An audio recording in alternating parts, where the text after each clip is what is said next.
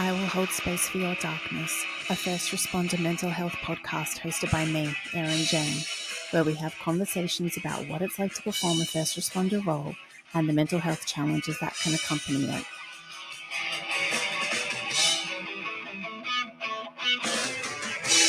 Hello and welcome to another episode of I Will Hold Space for Your Darkness. I'm your host, Erin Jane. And today I'm joined by a guest who I barely know where to begin with his long list of accomplishments and resume. I'm joined by Mr. Chris Littrell. He is a Air Force veteran. He is a retired law enforcement officer with almost 19 years experience, including experience in roles as patrol sergeant, detective, SWAT team member, community services and peer support coordinator in Washington State. He's a columnist and contributor for Police One.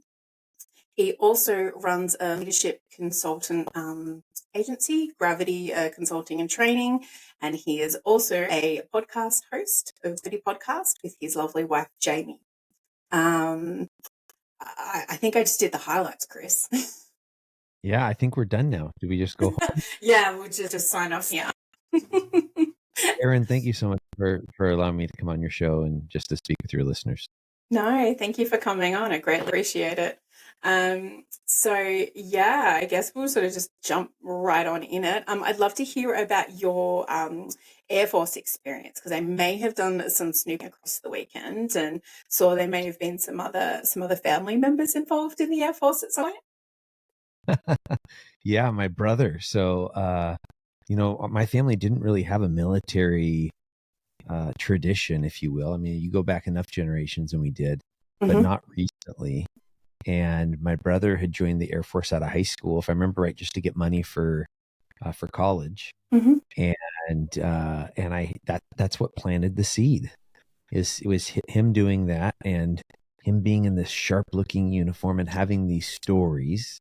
Yeah. And so I got married after my freshman year of college, and my wife and I are kind of doing the going to school full time and working as full time and never seeing each other. And I just felt this lack of purpose and restlessness. And we were walking through the cafeteria at our college, and I walked past an Army recruiter in his really sharp looking dress uniform. And I looked at my wife and said, maybe I should join the military.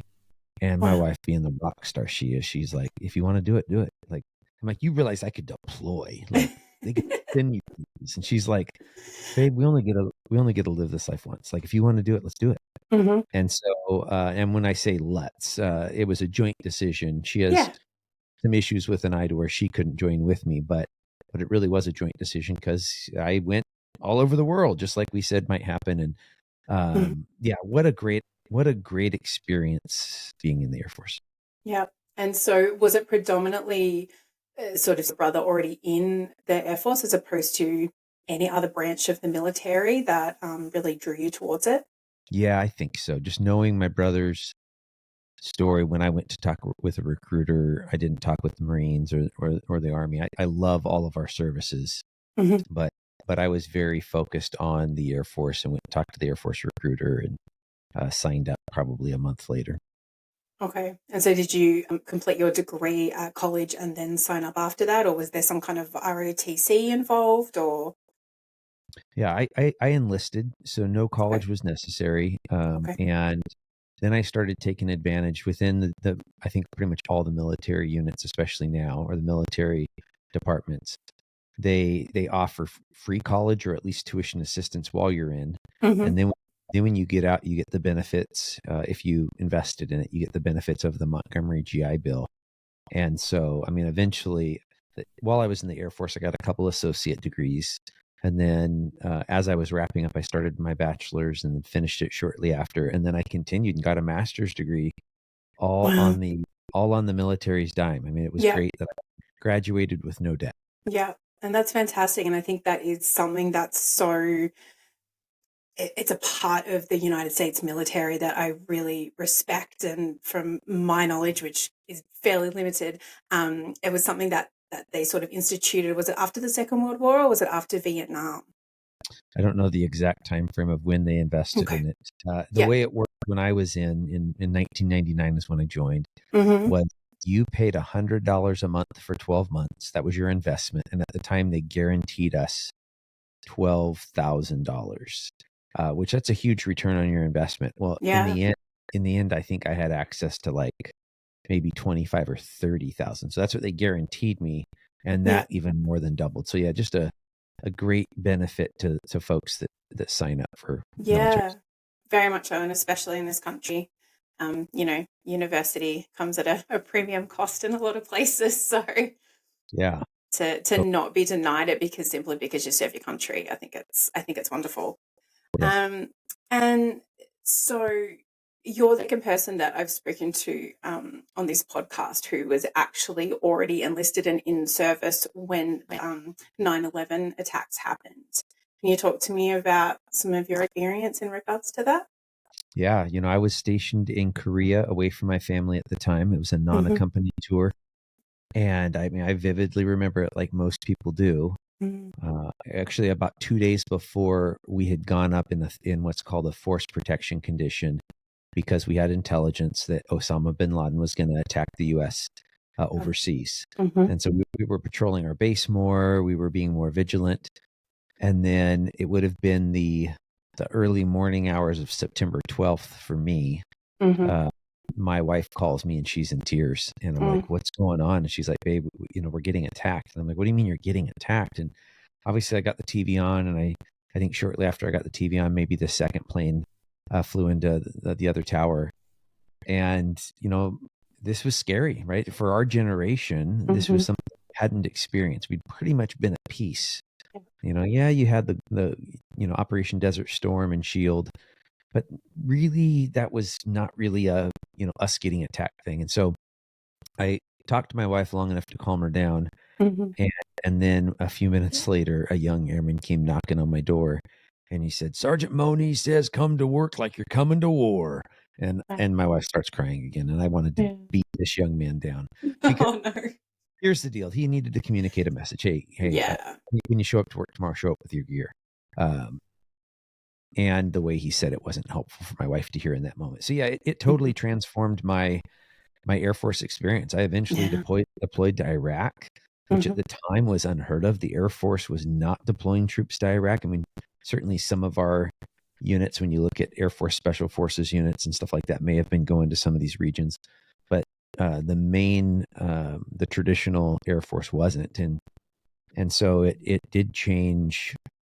It changed my experience of being a part of a war-fighting nation and going to defend. And here was the remarkable experience. I mean, I had it pretty peaceful. We got attacked only one time that I was there, and I had other friends that were getting rocket attacks like every day. So one time in 6 months was really peaceful. Mm-hmm. But we would go off base and do humanitarian work with the Iraqis, the Bedouin people that lived around our installation. And these were people that, I mean, for generations, they had lived in southern Iraq, and they were not part of Saddam Hussein's people. And so he literally rerouted rivers so that they weren't coming. And this was a farming community. And we saw every time it rained, I mean, just crops immediately started, growing, and then they would die a few days later from the hot sun. And so, I mean, we got to see firsthand people that had been being abused by his power. And I don't want to get into like the politics of all of it, but I saw, at least on the human level, the individual story, the good that we were doing or at least that we were trying to do in liberating these people from being under a dictator. So Yeah.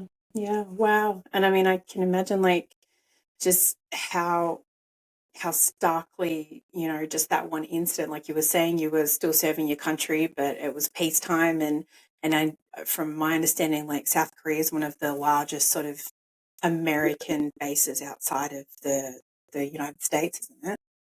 I think maybe Ramstein could be. I'm not totally sure. Germany, yeah. Germany's really big, but yeah, I mean, we have a presence in South Korea. So Yeah. I was at Kunsan, which is the smaller of the two bases. Osan is further north near the demilitarized zone. And again, prior to 9/11, it wasn't like you were in another. I mean, yeah, you were in another country, different culture. Yeah.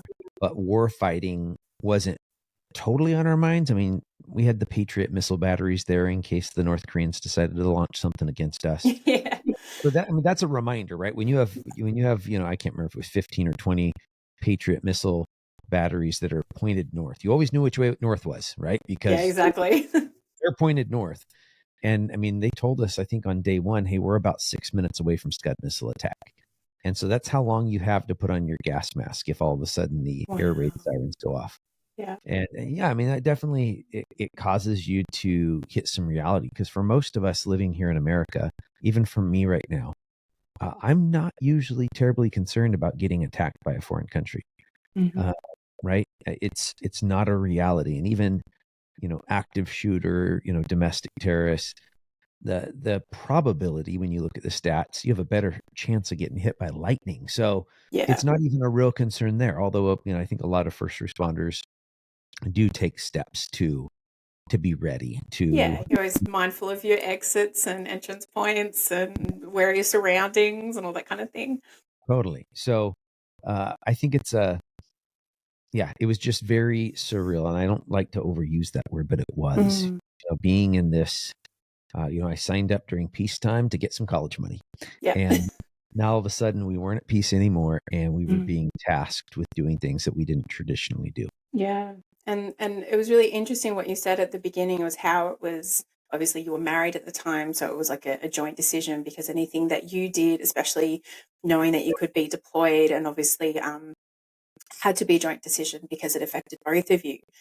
How did that change your relationship, or how did it affect your relationship with your wife when all hell broke loose, in a matter of speaking? Honestly, it impacted my relationship before all hell broke loose. I go to basic training in tech school, and they, in the military services, they do a really good job of teaching you attention to detail and teamwork. And attention to detail is important, especially when you're talking about rivets on an airplane, things that if you don't do perfectly, people are going to die.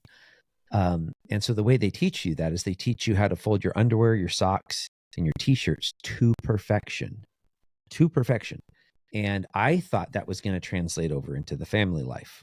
And young 20 or 21-year-old Chris tried to apply a good military training principle to my home. When I called my wife over to the towel closet and started to instruct her how we were going to start folding our towels, which just made total sense because they're going to fit in better.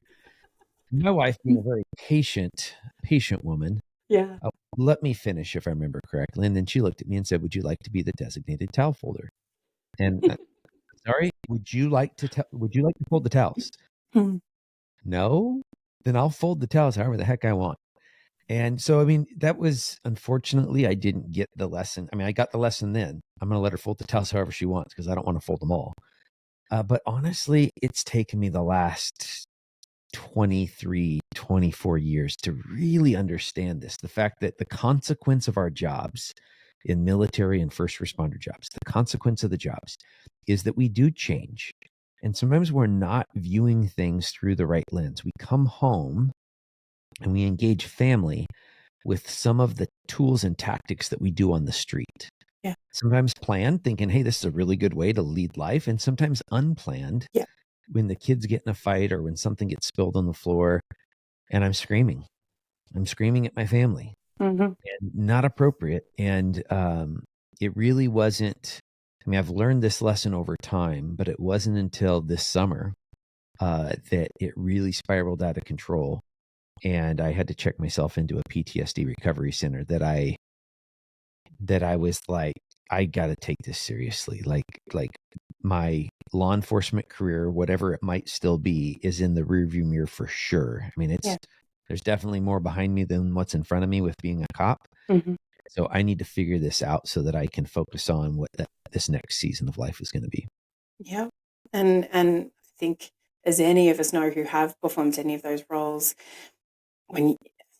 it's great to be able to do it, but if it means that you're causing unbelievable pain and conflict to your home life, to your kids, to your family, I mean, nothing trumps that. Nothing's more important than that. Yeah, it injured some of my daughters. Some of my daughters, the way they internalized big dad when I'm coming with these big emotions. And as they should have internalized it, meaning I don't think their perspective is off. I Mhm. think looking back on it, what I was trying to communicate to my kids was you don't disrespect mom and you don't mess with one of my girls. Well, the problem with that is they were the offenders. So they disrespect mom and I'm getting big.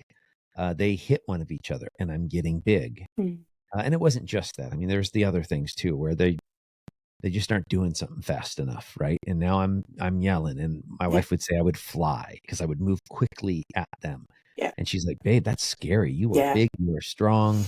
And for little ladies with gentle spirits, you're now the enemy. You're now the problem. Yeah. Yeah. No, and I see the same. You know, my husband's a firefighter and does 24-hour shifts, and that the effect that sleep deprivation has on you is just Oh, so intense. And he does a great job. Like, he comes home and he is just on. Like, we've got two boys, and he's just on, and he's good, and all that sort of thing. But it's like, then if he hasn't slept like all the next day, it's I don't want my kids to grow up walking on eggshells, and neither does he. But it's that balancing act of like, all right, let's just kind of give data a minute, or let's keep that noise down a little bit, or me pulling him up and being like, I got this. You walk away because you're not on the right, or you're too imbalanced right now to handle anything to do with them right now. And I think yeah, it's knowing each other that well, and me having a policing background, kind of understanding in some way that level of fatigue that you can get in those roles, or coming home after a really challenging shift, not knowing what he's seen at work, like really trying to kind of read the mood, read the room, and make sure that everyone's kind of getting through it all okay without, like you're saying, like being impacted or causing that sort of like damage that is the last thing that you would ever want to do. yeah. I think a lot of times first responders, especially when we work shift work or work a graveyard or 24 like firefighters do, I think like I would come home and I would want to be part of family life now. It's 6 a.m. I just worked all night. It Yeah. was 3 days in a row, right? And now it's like, if everyone's waking up on a Saturday, I want to be part of that. And I think there's times that that's okay. Oh, yeah. And I think there's times that we got to get stingy with our sleep. We got to be more strategic Mm. with our family time. I think my family's going to benefit more from me not going to sleep right now and me being involved in family life. And maybe they will. I know the way it played out, at least in my life, was I didn't have the tools, the emotional intelligence, the capacity to handle conflict. I just wasn't showing up like the man I want to show up as, right? And so if I were to rewind it back all the way, although my 20-some-year-old self probably wouldn't listen to me, but if I somehow get his ear and get his attention, man, I'd say, hey, get stingy with your sleep. Yeah, there's times that you can do an all-nighter and then still show up and do all right. Yeah. And if you've already done that for a day or two, stop. Get really good sleep. Yes, your kids are going to miss you while you're sleeping, but then you're going to wake up and you're actually going to be present, right? Yeah. And your brain's going to be in a healthier spot to keep this going for the marathon run that a first responder career is. Yeah, very much so. And so did you I you didn't have children while you were in the military, did you? Yeah, we Or you started. So Oh, you pretty much, did? Oh, okay. yeah. So we got to that first base and I got put on a controlled tour, which meant I couldn't deploy. And so Oh, then okay. we started having babies around deployment schedules because I really wanted, my wife really wanted me to be there for the Yeah. birth. So yeah, our first daughter was born in 2000. So joined the military February 1999. First daughter is born September of 2000.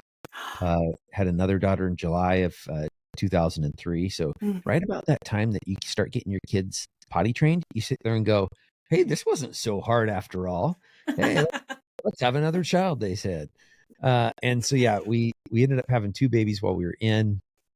After getting out of the military and becoming a police officer at Linwood Police Department over in the greater Seattle area, had Mhm. a third daughter. And then after I lateraled to Kennewick, where I finished out the rest of my career, we had daughter number 4. So Wow, you have 4 girls. 4 girls, and I have shovels and an alibi. So boys, beware. Yeah, exactly. As coppers, we know how to we know where and how to dispose of bodies. So don't mess with us. According to Yellowstone, there's a county in Wyoming where that doesn't have any populace, so you can dump bodies there. I don't think that's actually true. I don't know if you've seen the Yellowstone special, but my wife and I really got into Yellowstone for a little bit. In fact, when I start watching it, I start talking with a Southern twang, even though I don't have one. I'm keen to watch it. I just I'm like I need to. I feel like I need to dedicate the time to it. Wow. So, okay. So, Chris, you said that you spent 6 years in and obviously multiple deployments and all that kind of thing. What was the point for you that you were like, okay, I'm all done? Was it just a 6 year, not contract, but 6 year agreement, and then you walked away, or how did that work out? Yeah. So typically people in the military will enlist for a total of 8 years. Okay. But then the active duty and the inactive time depends on what you sign up for. So I signed up for a 6 year enlistment, which was 6 years active, 2 years inactive. There's a lot of people that will do a 4 year enlistment. So yeah, my enlistment was up.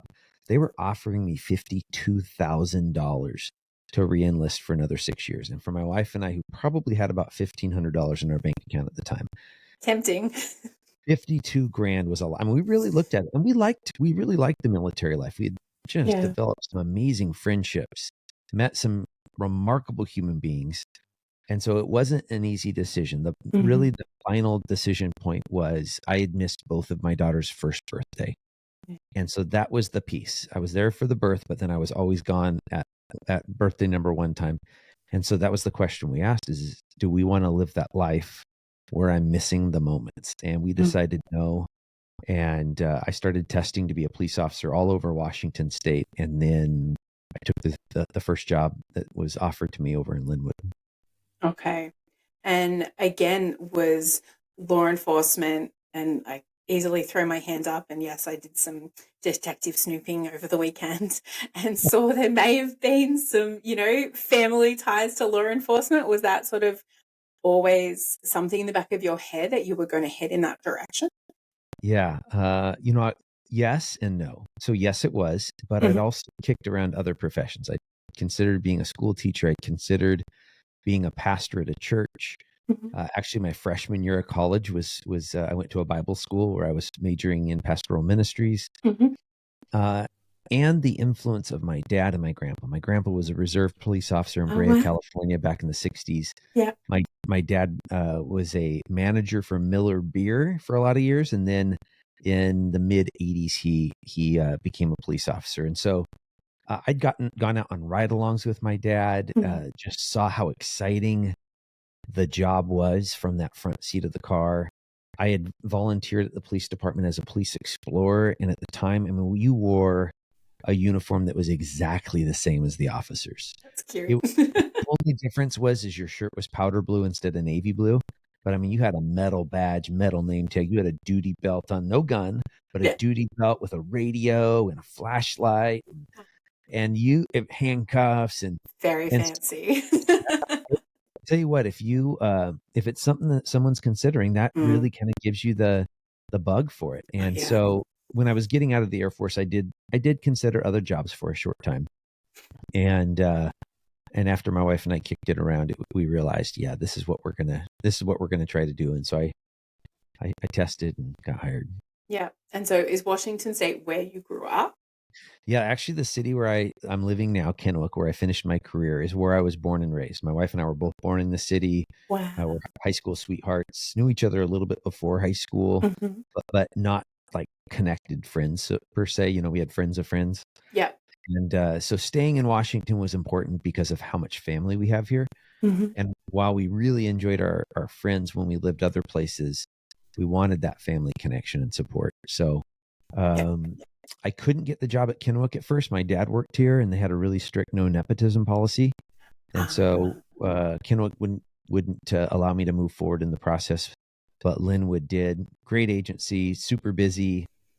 Being in Greater Seattle, gotten lots of foot chases and fights, and super exciting. But then Kennewick changed their policy eventually and allowed for me to test here and go through the process. I just couldn't work on my dad's chain of command if I got hired. Fair enough. Now, I'm almost a little bit perplexed by you saying that a police force was not all about nepotism. Like that sort of has really thrown me for a spin, because that's normally the complete opposite. So Yeah, West Coast policing is a little bit different in some regards, just in some of those type of black and white rules. You know, yeah.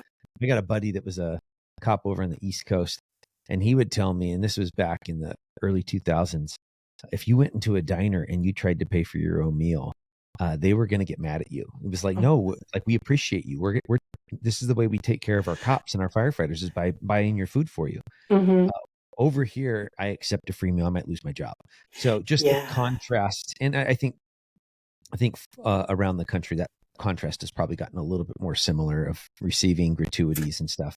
But I still talk to some friends that they tell me where they serve currently right now.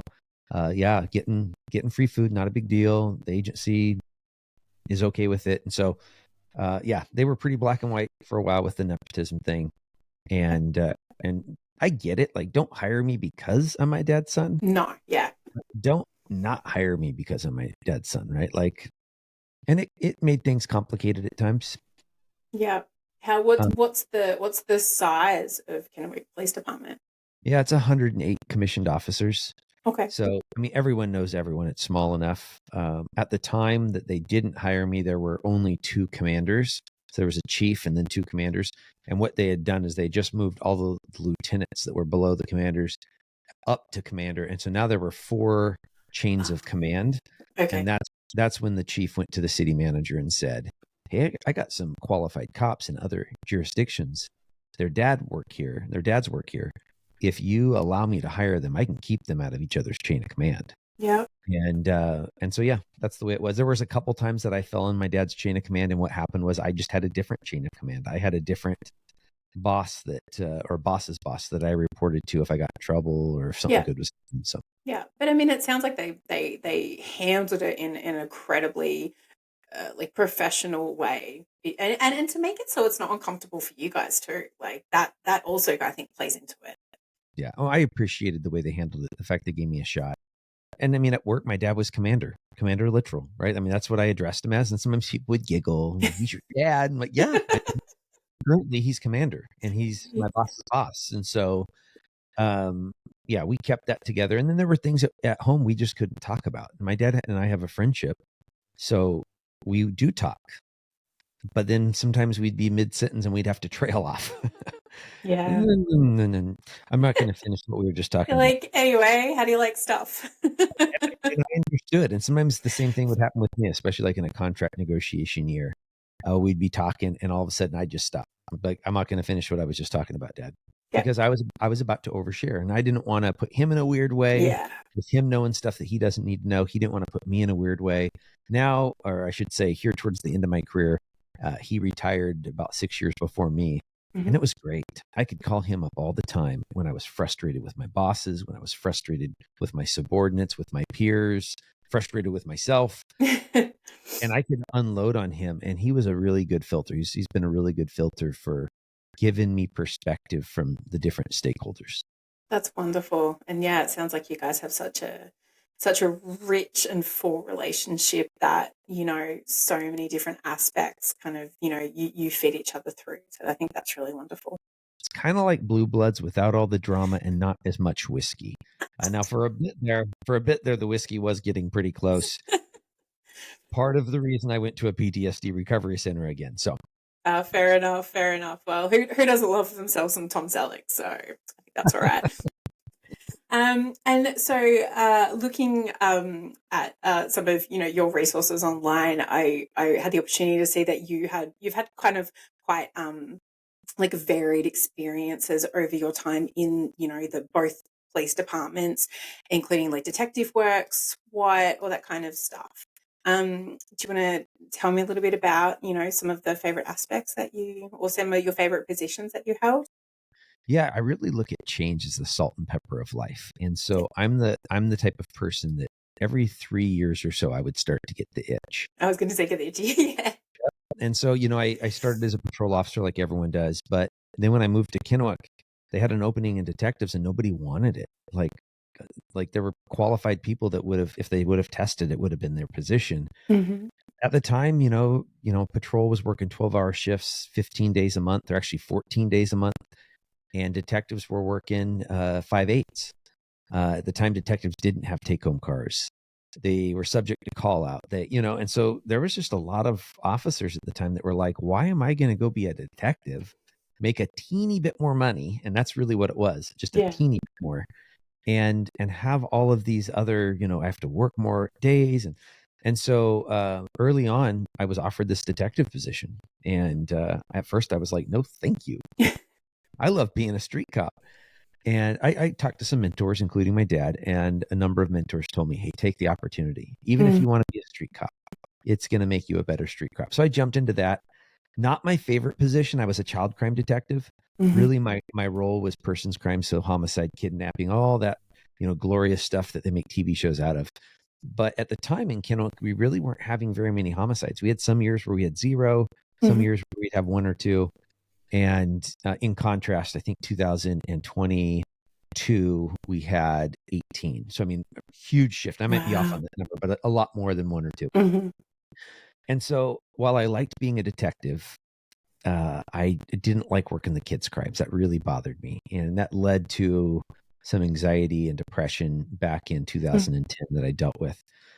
Being on SWAT, like who doesn't like to blow things up and to shoot other people's bullets? Being on the SWAT team was fun. Yeah, I can imagine. I would have stayed longer, but that was when I was going through the anxiety and everything, and I needed to simplify my life. So I really stepped out of a lot of responsibilities in that season. That I don't want to say that's a regret, because I really don't regret any of my career. There's a piece of me that would have liked to plan going on the SWAT team at a better time in my career, where I wasn't already subject to call-ins as a detective and call-ins as SWAT, right? Oh, so you were doing that simultaneously. And I was part of our peer support team getting called in for that. And so I'm a dad. And, you got a wife and kids and nothing else going on. And so like the narrative of you're a failure as a dad, you're a failure as a husband, you're not doing enough in all these areas was totally running rampant through my brain. And it wasn't until I got professional help and a good counselor that could help me train my brain out of that false narrative. My favorite job, so I have different favorites. My favorite job for the job that it was being a school resource officer.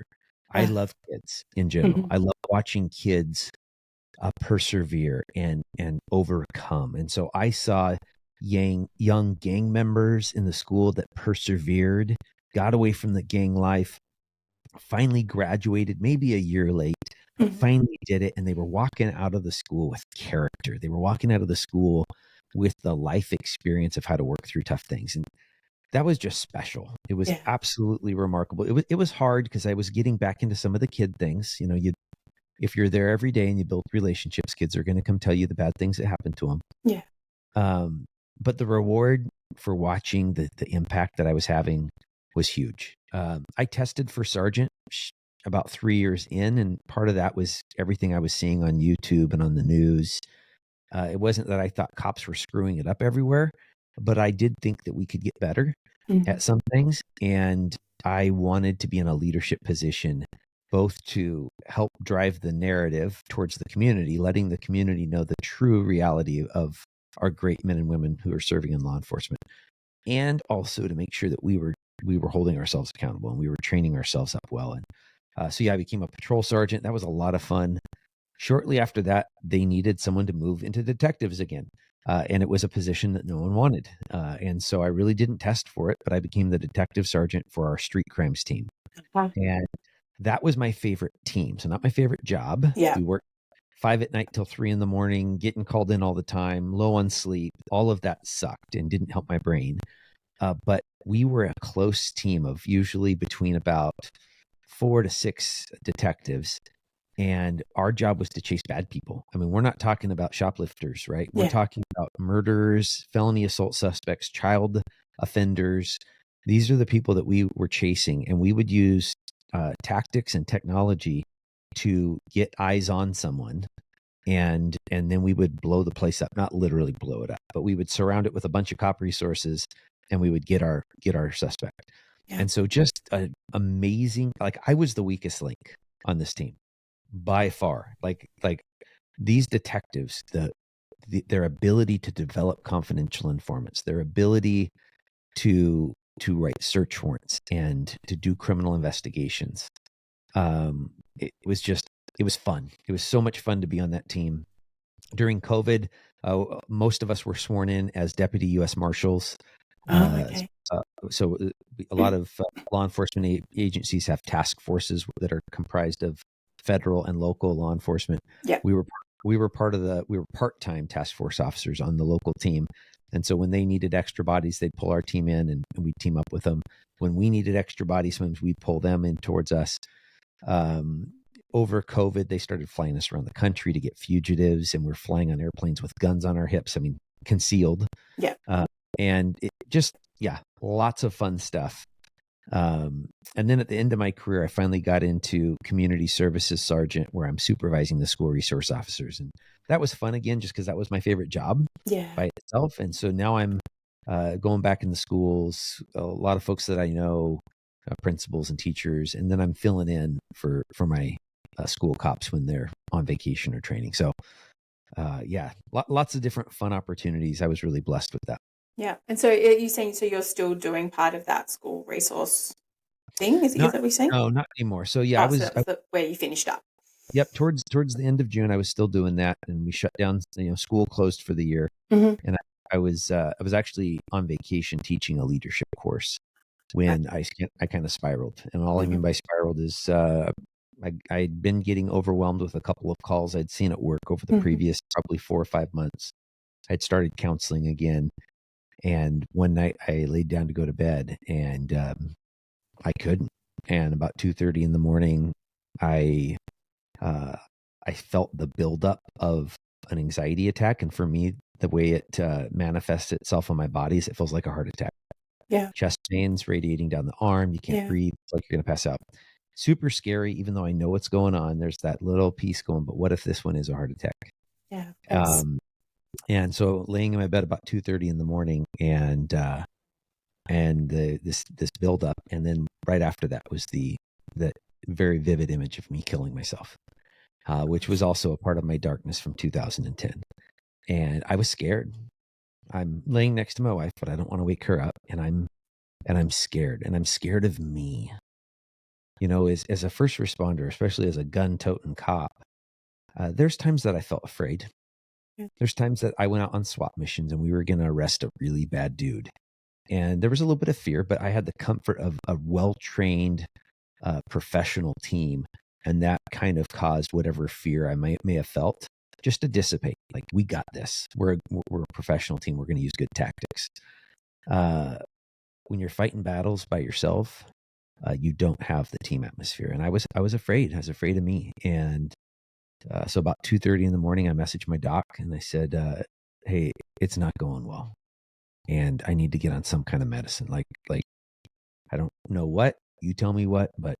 So she met with me that next day. I never went to sleep. Maybe I fell asleep around 4:30 or 5, but then I was up at 5:30 or 6 to get ready to teach again, this class I was teaching. And so my doc got me on some medicine, got me on 30 days of medical leave.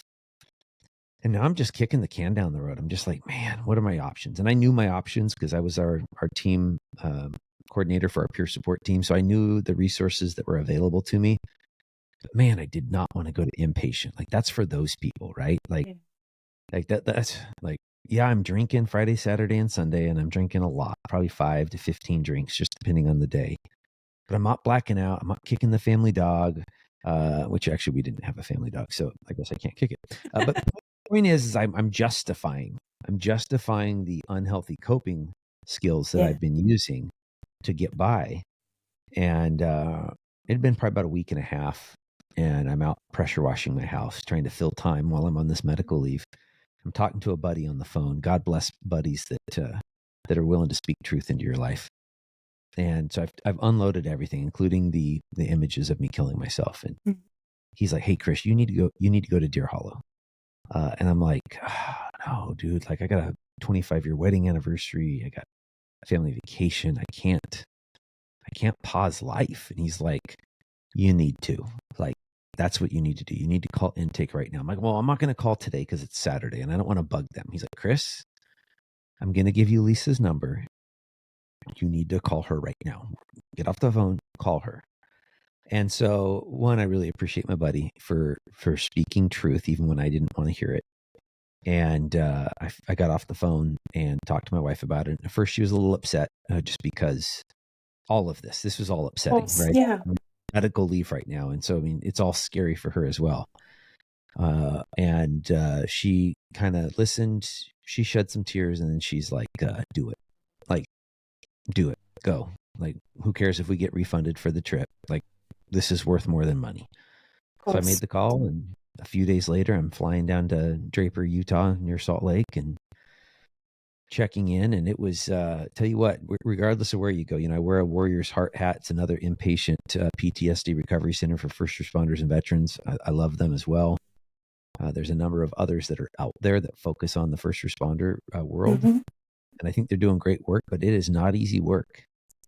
It is, you're stepping into really tough work, and it's tough because, I mean, it's kind of like going into surgery, but you don't have any anesthesia. Yeah. You're stepping into mental health surgery, and you're going to feel it all.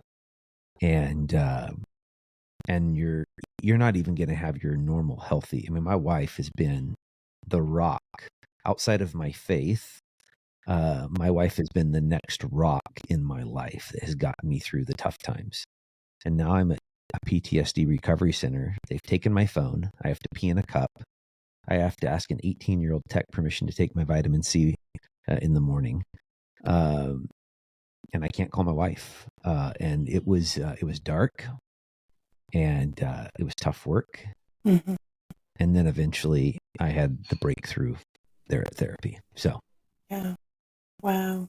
I mean, Chris, that's quite a journey that you went on. And can I just say how admirable it is that it sounds like along your entire policing journey, you had enough self-awareness and knowledge to know when you were struggling, even if at certain times, you know, your drinking fell into that maladaptive role and all that kind of thing. Like, I think so many of us out there don't know or aren't cognizant enough to actually recognize when we are struggling, or we don't have the courage to face up to it sometimes. And you really did.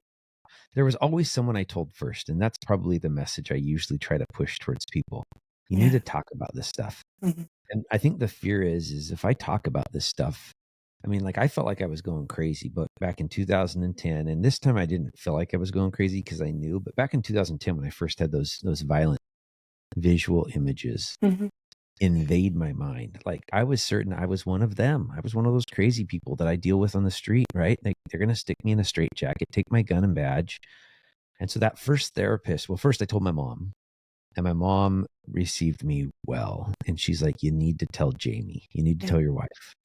And my wife received me like a rock star. And then the first therapist I talked to, I just unloaded. I mean, it was weeping and, you know, like nasty crying, you know, with snot rockets and stuff. And I get done talking, and this therapist, and she specialized in first responders. And so she was really good at what she did. And she looks at me and she's like, Chris, you're not crazy. This is a really normal response to the not normal stuff that you see and do every day. This is normal. Yeah. And while it's unpleasant and scary, there's a lot of science behind how we're gonna make you better. And so I just need you to submit to me and submit to the work. And so that's have people that you're willing to share it with. Have your buddies, have peer support, have your spouse, have your parents. If you are into counseling, I love it. I think a trusting relationship with a therapist is amazing, but find your person or persons that you're willing to talk with, so that you can have, like my buddy Drew, say, hey, you need a higher level of care. I'm here for you. You can call me 24/7, and you need to get more care than what I can give you. I think that's the hardest piece, is telling that first person. Yeah. And I think there's something to be said about those people in your life. Like, I know I have, you know, a very small handful of people in my life that if something's wrong, it's not real until I tell them. And so sometimes you kind of almost don't want to tell them because you're like, sugar, then I actually have to face up to it. And that in itself takes a certain amount of courage to kind of tell those people who, like you said, are going to hit you with the truth, even when you might either not be ready or just don't want to face up to it and don't want to hear it. Yeah. Yeah. I didn't want to go to Deer Hollow because I knew once I rung that bell, there was no unringing it. I was going to have to do hard work, and I wanted to put a Band-Aid on this thing. I wanted to find a solution that was going to make it better and allow me to go a little bit longer in the job and not have to sacrifice the anniversary trip and the family trip and the stigma. I mean, again, I'm leading this at my agency and really in my region, and then through the articles I do for Police One, I'm trying to do it around the country as well. Trying to be one of the leaders. I'm not the leader. There's a lot of voices out there that are doing great work to change this narrative. Yeah. But I'm the guy that's supposed to have it together. Like I know of what PTSD or PTSI is. I know the resources that are out there to treat it. I'm supposed to have this all together. So there was that narrative going as well. Is you can't fail. Like if you fail, like who? So, but here's the deal: is it's kind of like the doctor who's a heart surgeon might need heart surgery, right? I mean, it's just we're human. Yeah. And so stepping up, raising your hand, and getting the help, and then doing the tough work is a big deal. And like you're saying, you know, that element of like, well, I'm meant to be the one who knows everything or knows how to help everyone, and that can, you know, internalize like probably like a lot of shame for you. But I think it actually does the opposite. I think it actually helps so many more people, and it does show your level of humanity. And I think that is so important, because when we hold these people up on pedestals to show that they struggle too and they have issues, like I think it is actually can be sort of more inspiring than just to have people going, oh, well, this is what you need to do. Like, I don't need to do it, but like you should kind of do it, you know. I think it's, and I think, you know, you and I with our, you know, podcast, and I don't put mine in the stratosphere of yours, but you know, we've both spoken to the wonderful Travis Gribble and Michael Segru, like two men in, you know, that similar sort of realm of just putting their truth out there. And I have so much respect for people who do that, because it does, and especially as a male, putting yourself out there, telling your story, telling your truth, sharing all of the bad shit, the suicidal ideation, everything that you've gone through. Like, I think it's so admirable and so warranted and so needed. Yeah, well, thank you. I appreciate that. I can say, I don't know how other guys, I'm a words of affirmation guy. So if you go and take like the 5 love languages, I'm the guy that needs to hear encouragement because of the false narrative that's running through my mind. So you even just saying that, it's helpful for me. And then as people give me feedback, because podcasting can be lonely. I don't know about you, but I don't have people, and I'm not just necessarily looking for this, but I don't have people constantly messaging me saying, "Oh my gosh, that last episode, the way you edited it, it was cool." And people don't need to do that, because for most of us in the podcasting world that aren't doing this so that we can make a bunch of money, we're doing it to make an impact on people and to positively impact their lives. And so knowing that the impact is happening, and I just met with an officer this last week, and he shared is, hey, it's helping. Yeah. And that's what encourages me to keep investing time, keep investing my money into producing episodes, because I know it's reaching people and people are benefiting from it. Yeah, no, and I think we're probably on the same page there. That feedback doesn't necessarily have to come back to me, but I've heard some feedback from other guests who have gone on, and it's the feedback that they've gotten were like, oh my God, I never heard you talk like that. Listening to you talking about your struggle and how you got help, it makes me know that it's okay. And these are men having these conversations, and this is I'm studying psychology and counseling to become a therapist. I'm a mom. I've got a coaching business. I've got like all of the things going on. I don't necessarily have time for this, but I love it so much. And it's such a passion project. And this is the thing I do that brings joy into my life.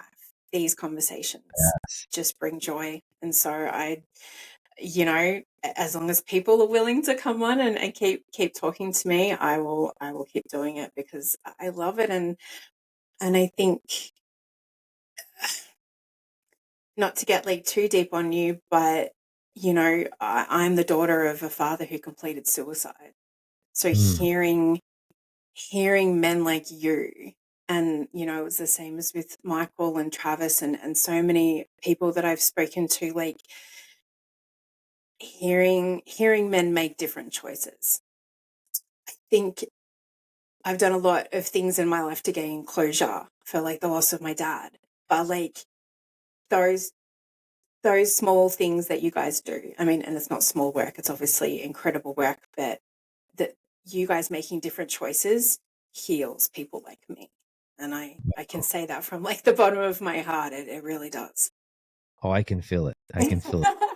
We're separated by a continent, but I can just see it on your face. And thank you for having the courage to share that. Because I'm telling you, I can say I have a buddy who's a 44-year firefighter, and he had someone very similar come up to him, and her dad, who had been a firefighter, was overcome by the grief, and the demons overtook him, and he committed suicide. And she spoke into his life, my buddy, and it meant so much to him. I can say you saying what you just said to me, it impacts me to want to be better, and not in this shameful way of I'm bad, but want to be better of, hey, I get the rest of my life to show up and to be the dad and the husband that I want to be. I get the rest of my life to show up, and even though I'm not in the police service anymore, to support those that continue to serve our community in first responder and military roles. So thank you for sharing that, because it does give me the courage to keep talking and keep saying what I went through. Yeah, no, and I hope so. It's important work, and it's, I look at my life has been framed by that loss and shaped by it and shaped by his absence. I think it's just something that I try to speak to people, just to kind of go like, generally it's the thought, everyone thinks it's really selfish, like people completing suicide. And from my personal belief, I've obviously delved a lot into it over the years, and I've worked at a suicide prevention and crisis counseling organization here in Boston when I first moved over here. And it's like you're saying, like the demons in your head are lying to you and saying, oh, everyone's going to be better off without me. Yes. And it's such a lie. And, even as like police officer would, attend suicides or go and attend people who had, just tried to take their own life and all that kind of thing. And it's such a pervasive thing in our community. It's a pervasive thing amongst first responders, as, you would well know. More people, first responders are dying by suicide than in line of duty deaths. And it's, my father wasn't a first responder, but, it still leaves its impact and leaves that hole in your life. So it's, to think that your daughters don't have to deal with that makes me thankful for them and for you. I've done plenty of selfish things in my life as a man, and the darkness was not selfish. The darkness was scary. Yeah. It was tough. I needed help fighting through that. But there was zero selfishness in those moments. I was just trying to survive. Yeah. And there's some people that lose that fight, and I mourned for them. I mourn for my friends that have fallen to that. And I look back and think, man, if I just would have called, if I would have realized what they had going on, right? Yeah. Man, I didn't know. But yeah, it's not selfish. It's not selfish. Yeah, it's a really tough spot to be. Yeah. And, I think we try to shame some behaviors because we hope if we shame behaviors that'll somehow keep people from doing them. You look back in the, when automobiles were coming on the road, there was a huge shaming campaign of jaywalking, and communities would shame jaywalkers. I mean, there was literally posters in America Really? that shamed the behavior. And if you shame and make fun of a behavior that you don't want people to do, then maybe they won't do it. And in some cases, actually, it works. Not in this one, because again, in that moment, you can't shame me anymore. In fact, shaming me makes me feel like a bigger piece of shit. Yeah. It just makes me feel like that much more of a loser. And it's too complex to have just this one thing of like, oh, well, this will make everyone stop. Like it's so multifaceted in terms of everything, so it's but I think it's commendable that you have fought and most likely continue to fight that battle, because I can imagine it's incredibly exhausting, and also being the type of person to go out and share your truth and share your story and all that kind of thing. Like, I think, revisiting your trauma and revisiting that darkness that you've spoken about takes its toll just as much as all of the things that you've gone through too. It is. And luckily my wife is really good about checking in with me and, hey, are you in a good spot to share stuff right now? Yeah. Should you dial it back right now? And there's times I need to. There's times that I need to step out of being as loud about it and just focus on being in a good spot. Mm-hmm. And there's also times that me sharing is therapeutic. There's times that it is really good for me to talk about it and to connect with other folks on it. So striking that balance is and just again, it comes back to other people in our lives, right? Like I don't believe that we were made to live this life by ourselves. I think we are made to be in community with each other. And even though it makes it more difficult sometimes, especially when we have different opinions on different things, it makes it so much richer when we lean into those differences and figure out how to live life with other humans. Yeah, very much so. And I mean, as you've so graciously, spoken about your struggles and getting help at multiple times over your career, like, talk to me about how you were or have been so aware. Like, is it something that comes back from your faith to know how to reach out and to know yourself so well? Was there any mental health training either in the Air Force or when you joined the police departments that helped you out? Or is it really just an internal thing that you've always been, I guess, been good at or had to learn to be good at? Yeah.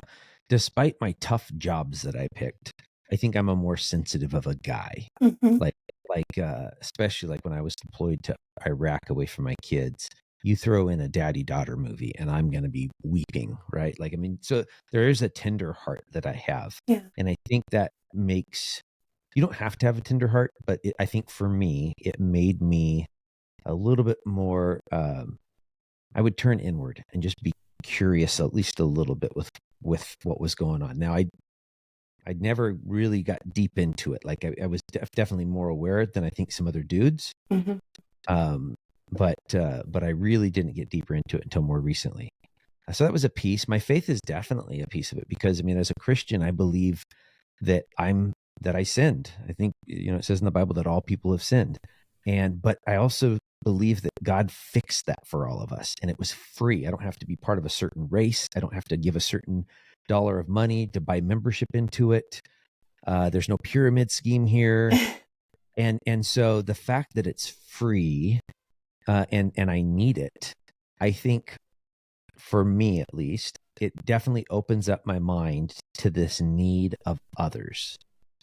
Within the faith way, I need God's grace, and Christ offered that. Within this category of this, I need other people, and so I think I've been open because of that faith foundation. But I mean, that went into sports. I was pretty coachable. I was open to other people speaking into my life and saying, "Hey, you just did it wrong. Do it this way instead." Okay, let's go out and try it that way. And then, yeah, at first becoming the Air Force really didn't offer a lot of health and wellness. I'm sure there was some suicide prevention or something like that, but I don't even remember it. At Linwood, I wasn't there very long, and I don't remember a lot. They did have us read a book in the academy called Emotional Survival for Law Enforcement by Dr. Kevin Gilmartin. Really good book, really thin book, which is good for dudes like me that read slow. And being a third generation cop, like I read my childhood in that book. Yeah. And I read how the consequence of the job was going to have on me. And so like right off the bat, my wife and I took some proactive steps, dating each other, picking non-law enforcement friends, not only non-law enforcement friends, but making sure we had non-cop friends in our lives. And I think all of that played into it. And then just as I progressed through my career, the training continued. And as we've moved further along to today's date, I feel like within the first responder worlds, we're getting better. We're getting a lot better than where we used to be, and we have a long ways to go. And all of that training, just the repetition. Here's the deal. As human beings, a one and done training is not going to change culture. If we're going to change first responder culture where it's okay to be broken and need help or need more training, we have to have repetition in it. It needs to be on a consistent basis of training, of chief or commander briefings, of just squad briefings or firehouse briefings. If there's annual awards, events, dinners, hey, let's make something fun that's going to include how we take care of ourselves and our families better. And like strategic implementation too, not just, oh, here's like a shiny thing that, oh yeah, like if you're feeling this way, here you go. Like here's a life jacket or a buoy or something like that to hold on to, like implementation. Totally. I mean, Michael Sugru wrote a great book with Doc Shauna Springer. Absolutely love their work that they did together. Travis and his mental health professional came out here to Kennewick, and I sat through his training, and he's just a good dude. Yeah, really he's wonderful. I love him. But that we can't do those. We can't just have a book and be done. And I don't think that's what Michael or Doc Springer intend. But we can't just have the book and be done. We can't buy the book for our people, give it to them and think, all right, well, they're going to figure it out now. We can't bring out Travis and have him, open up and share his story and be like, all right, mission accomplished. No, yeah, this needs to be repetition. And bringing in the outside people like Travis and Michael, those are great things to do. We need to be doing it internally over and over and over again. We need to have senior firefighters and senior paramedics and dispatchers and cops who come in the next day and go, wow, that call really bothered me yesterday. I was having problems sleeping last night. Did it impact anyone else? Because that's not normal. That's not the way we've done it traditionally. You rub some dirt on it and you press on. Problem is rubbing dirt on injuries causes infection. Right? Yeah. In my old police force, it was have a can of concrete and harden the F up. Yeah. Oh, I've never heard of that one before. Oh, yeah. Really?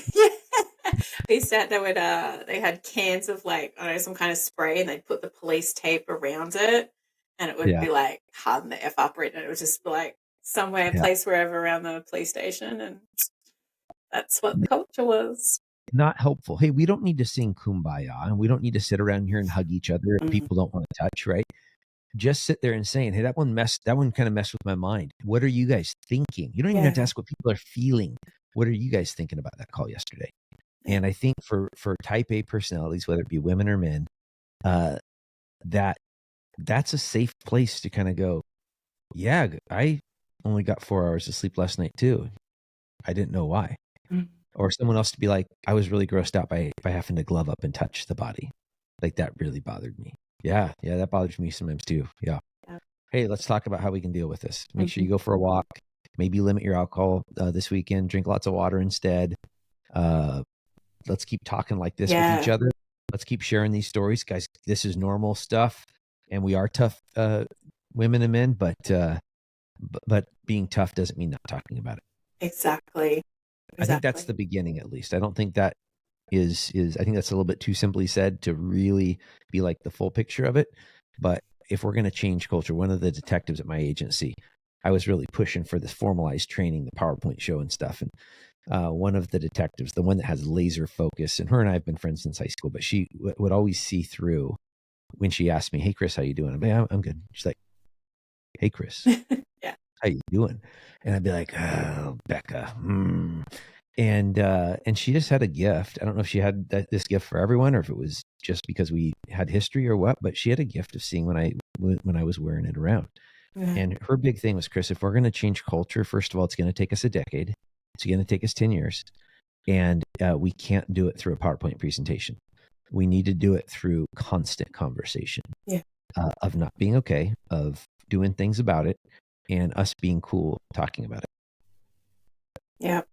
No, and I think you're right, though. I think, like you're saying, one of the previous guests I had on, Dave, I met him doing the CISM course last year, and he's been a firefighter. He's a lieutenant for like 20 plus years or something, and he was saying like he instigates those conversations like you were talking about, like, oh, man, that job was rough. Like, how you guys doing? And it's just, it's subtle. Like, it doesn't have to be this, like you're saying, this big kumbaya thing, but someone in a position of authority who people revere and have respect for, just being like, oh, that one burned a little bit, like, or just anything, and just putting it out there so that the more junior people get the feeling and get the inclination, like, oh, it's okay, I can talk about this. It's a safe place to do it. Yeah, we're going to give each other shit. Like, that's just how it rolls. But to make it so you can speak up, it's just like that small little thing that we can do, as well as all the other factors to try to get everyone talking. Absolutely. Yeah. Yeah. And so, given, like you're saying, you sort of tend to look inward a little bit more. Like, is that what sort of drew you to be a part of like the peer support program, the police department? Actually, no. What I had someone I respected that was on the SWAT team with me, and actually, I say he was on the SWAT team with me. I was on the SWAT team with him. He was one of our team leaders. And now he's actually our police chief here. Oh, wow. And there was training coming up, and I respected him, enjoyed working with him, and he told me about the training. I'm like, hey, I like to help people. And it was going to that training, the initial CISM training, and then deploying out as part of the CISM team to support officers when they went through tough stuff. Yeah. And it was being there for them, and then those that were there for me in 2010 when I went through my issues that kind of sealed the deal, if you will. That's where I didn't realize that was going to become my thing, that I was going to be like the peer support guy. Yeah. But I became that in my area eventually, where a lot of other peer support coordinators would reach out to me, or officers would reach out to me, because they knew maybe Chris doesn't have all the answers, but he has a lot of resources that he knows about. So I'm going to reach out to him and ask him a couple questions, and he's going to push us in the right direction. We kind of fall into those kind of things in life sometimes, right? Where we don't intend to specialize in an area or to kind of have this niche, but whether if you believe in a God, you might attribute it to him, that, wow, like this was a divine intervention type thing. You can even just attribute it to chance. I don't like chance and luck a whole lot. Whether you prescribe to a faith, or whether you just say, hey, here's the deal. If you show up every day and you work hard, and you treat people with respect, and you try to do the right thing, you're going to fall into something. And maybe your thing will be you're the utility player. You're the person that we can call on the field no matter what's going on, and you're going to be able to help in some way. Yeah. Even that being your niche, I think is a huge strength. And I think as well, like you're saying, it doesn't necessarily have to be faith-based, but I think you can believe to a certain extent that you can have a calling, or you can have like a natural talent, or a natural, like I always say that my heart and my empathy is like my superpower. I'm like you're saying, like I'm that person who the person in front of me in the supermarket line will end up telling me their life story. It's either like it's my angelic, chubby cheeks, or like I don't know what it is. People have always felt comfortable opening up and talking to me, and I take that as such a privilege. And it's why I do the coaching that I do now. It's why I do this podcast. It's why I'm studying to become a therapist, specializing in treating trauma for first responders, because I want to be that. I naturally enjoy it. I think it's such a privilege when people do share anything personal with you. So I don't know if, I call it a calling or just a naturally drawn to something.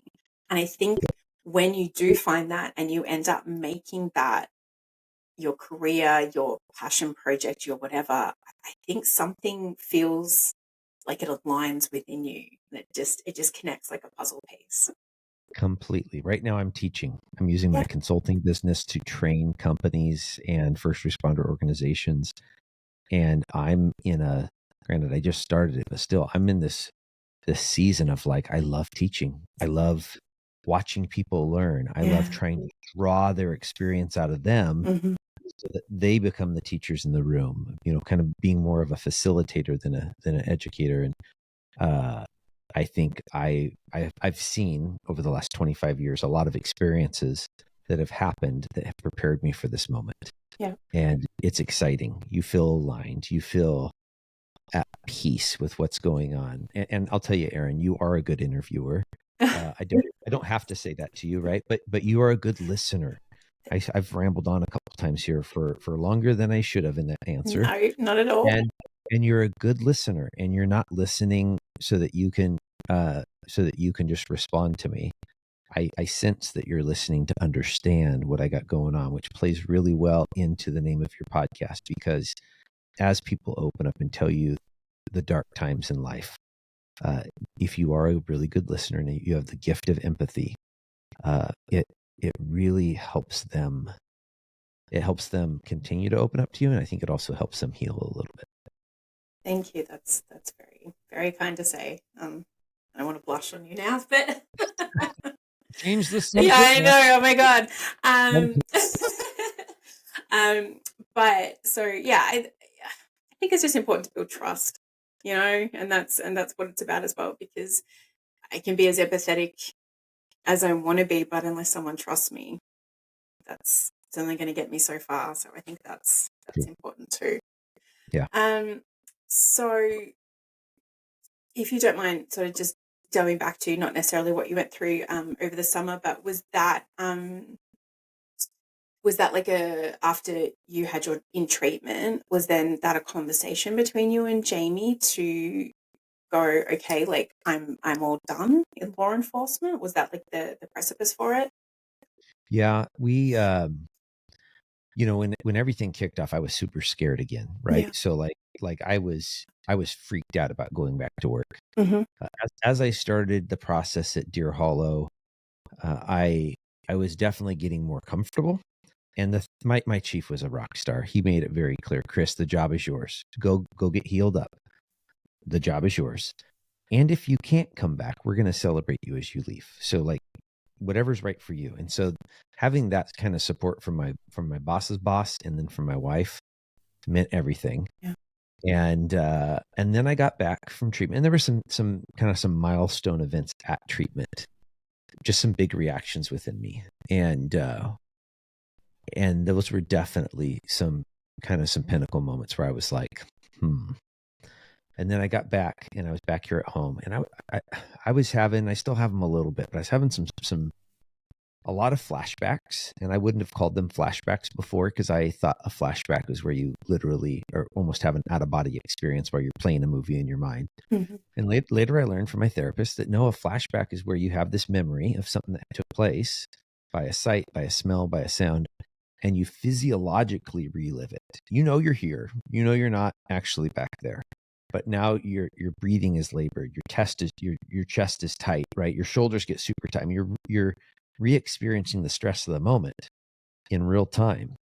And I was having that a lot around my city, even seeing a police car. Yeah. Just seeing a police car driving down the road. And I love being a cop. I love my brothers and sisters that drive those cars, right? I love serving my community. But it was just all of that put together that we got to a spot of deciding I wasn't going to go back. And I mean, it was tough, because I remember going out on a walk with my wife and us questioning whether we're going to be able to stay in our home. Yeah. And I was like, I'm sorry, I'm failing us.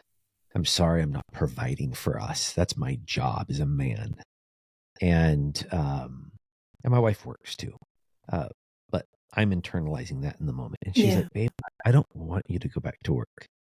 We keep the house, we sell the house. Let's figure it out. It doesn't matter. I want you to be healthy. I want you to be able to show up as a dad and a husband. Mm. And that continued support from my wife has contributed to me. I mean, I'm 6 months, almost 7 months into this. Mm. And my docs and my counselors are saying, Chris, like you're doing a lot better than maybe we thought you were going to be doing at this point. And yeah, so that's been huge. So yeah, we made the decision, and I called my chief's bluff. Now I knew he wasn't bluffing because I have a lot of respect for the man, but I went in and sat down with him, and that was a super hard meeting. Yes. Didn't want to cry, but I couldn't hold it in. And I had practiced this eloquent speech of what I was going to say and thanking him. And I sit down, he's like, "What's up?" And I was like, "I'm done. I'm retiring. I'm not coming back." I can't remember exactly what I said, but bottom line, it wasn't eloquent whatsoever. And he looks me in the eye and goes, "Congratulations, Chris." And then he spends, I don't know, 5 or 10 minutes telling me about how great of a job I've done to make our profession and our agency better. Yeah. And then he's like, "All right, so let's talk about your retirement. How do you want it?" And they've always done this for guys and gals that have hit the magical age. But was he going to do it for me, right? Was he going to do it for that guy that's retiring younger than normal and with a post-traumatic stress injury? And he totally did. I mean, it was up to me, whatever I wanted. And so I picked it all. I wanted to go before city council and get the plaque and address them. I wanted to have the department event with the cake and coffee. I wanted to do a final radio call and to get the flag that had been flown over our police station. I wanted it all. And he did it all. He totally followed through with what he said. And that's not common. I've listened to a lot of officers and firefighters that have gone out on a post-traumatic stress injury who have told me their chiefs or their commanders, even some of their peers, didn't celebrate them as they went out. They got this message of "You're weak, you're broken, you're faking." I'm like, oh my gosh, let's just say for a second somebody is, right? And they gave up their life for however long and all their freedoms to go to some PTSD recovery center to fake through this. Let them fake. Let's not call someone a fake unless you have Undeniable, undeniable evidence, them confessing to being a fraud. Unless you have that, let's assume that they're not. Let's support them. Let's encourage them because everyone is watching. Everyone is watching. One thing I've seen in the first responder career field is if you do one person wrong, everyone else is negatively impacted by that one person that you did wrong. I remember one of my detectives, we had selected her for detective. She was supposed to get moved up at staffing levels. She didn't get moved up for 2.5 years. She didn't get moved up until after I left.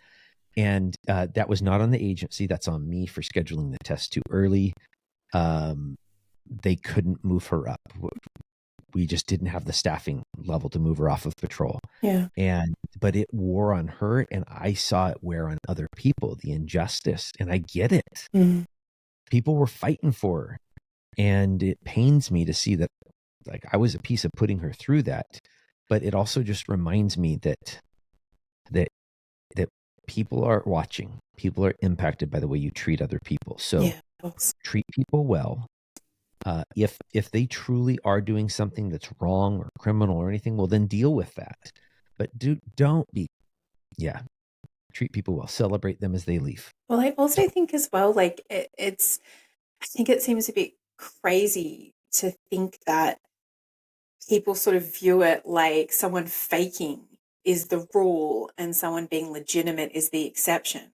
Like it's, should be viewed as the other way around. Like my mum ended her career with like a work cover injury. She got injured at work and just had to retire injured and went through all like the work cover and jumping through the hoops, all that kind of thing.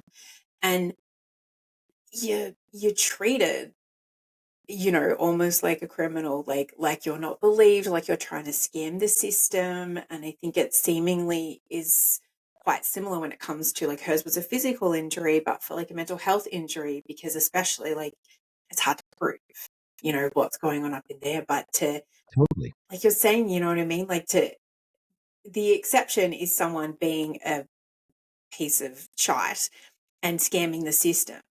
The rule is these people are legitimate and they deserve your respect and your understanding and your empathy and your compassion. Yeah. And you're going to make it the 1% of people or whatever, clearly I'm just pulling a number out, that are going to scam the system. So be it. They're going to get theirs, whether it's karma, whether it's they're going to have to answer to a creator or whatever's going to happen. They're going to have to answer for that. Yeah. Let's focus on taking care of the folks, the majority that we know are out there. Exactly. And we're going to have a positive impact on overall employee wellness. Yeah. And so, Chris, talk to me now. It seems like some of the extracurricular things you do, you actually started pre your retirement from law enforcement. You've got your Gravity consulting and training organization. You're a Police One contributor and columnist, and you've got your Gravity podcast.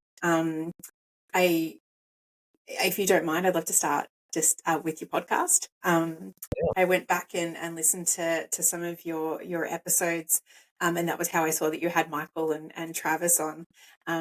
Let me say, I said it to you offline, but you have one of the most soothing podcast voices I've ever listened to, and I just want to... I'm super excited. Ladies and gentlemen, it's mid. It's no, I mean, as someone who does a podcast, and I've been an avid podcast listener for so many years, you really can take note of a very nice and soothing and calming voice. So yours is like my favorite at the moment. So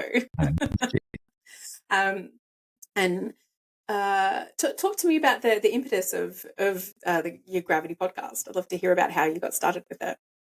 Yeah, I don't know about you, but COVID was a kick in the teeth, not just for everything going on around it. And I don't want to be political, so I'm not going to get into that. But it's a very divisive thing that everyone had an opinion on, and most of us had a different opinion in some way or the other. And I just saw a lot of people fighting. I saw a lot of people fighting over things that I didn't think we were fighting over before. And I don't think it was just COVID. I think there's been a number of contested political elections since 2000. And I think it's just caused us as an American people, and maybe on a larger world stage, to question authority, question what is reality. And so I think there are things worth fighting over. My wife and I both believe that.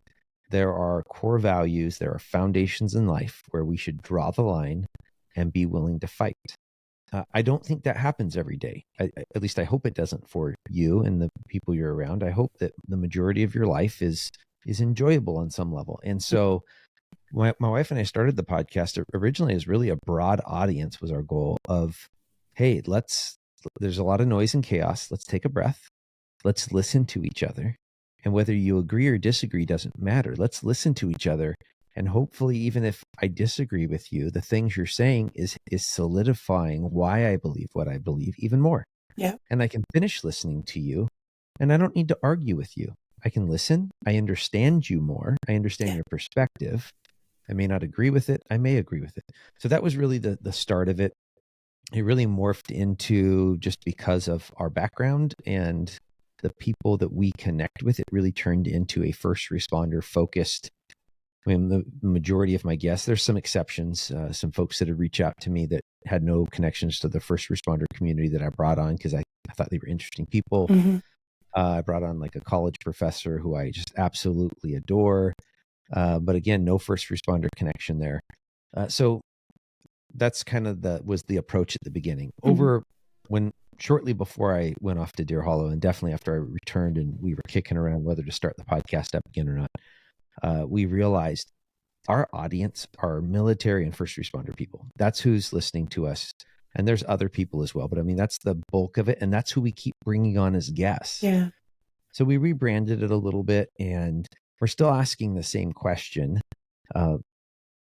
And a large part of it really comes back to mental health. And I think that impacts our capacity to listen to other people. Because when my mental health wasn't sound, when I was in more of a crisis, I didn't have the capacity to listen to other people's perspectives. I wanted to punch people in the face pretty quickly. Yeah. And that's not helpful when you're at the Safeway checkout line like I was a month ago, and the guy's being a jerk to the clerk, and I'm literally about ready to go get physical with this dude. Yeah. And I look at my wife and I'm like, take me home. Take me home right now. I'm about to commit a crime or at least start a fight. So get me home, because right now I am not qualified to be in public. And so that's kind of our approach is, and then, we used to do it twice a month, every other episode. Now we're just trying to simplify our private time, meaning the time that my wife and I get where she's not working and I'm not doing the consulting work. We're trying to make it to where we don't have to podcast. We can if we want to. Choose to, yeah. But we don't have to. So now I'm about once a month or so, we're having a Marriage Monday edition where we, for about 20 minutes, we'll beat up some of the same topics that are being discussed on the interviews. But we're doing it really focused on the marriage relationship and sharing some of our story.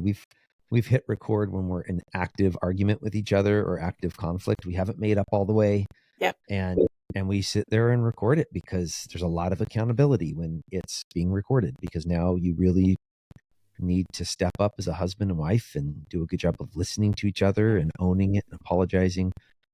So yeah, that was kind of the beginning of it, was just all of the conflict going on in 2019, 2020, and us thinking that maybe we had something to bring to that would hopefully help people. Yeah, no, and I love that. And I love the fact that, you do like the Marriage Mondays, because one of the most challenging aspects of being a first responder is our relationships and our marriages, and like, so your situation with your wife, like you guys were together, and then your military service and law enforcement service kind of came after that. So it was really, you guys were like on that journey together. Like, when I met my husband, he was a firefighter. I was a detective back home in Australia. So we sort of were already in those roles, coming at it together, and, be calling it, it was like between 14 and 16-hour time difference from here to there. So he'd call me and be like, hey, what's up? I'm like, it's my 17th hour at work and I've got a kidnapping. I can't talk. I got to go. He's like, oh, another kidnapping? And same, he'd be like, I'd be finding out like what he's doing. And I think like, so for our relationship, our communication has always had to be on point, because we spent the first sort of 2 years primarily on the other side of the world from each other. So that was an element that I think without even trying, we got very good at. And also I think just me having a first responder background, I think has helped me navigate being the spouse of a first responder. And in particular,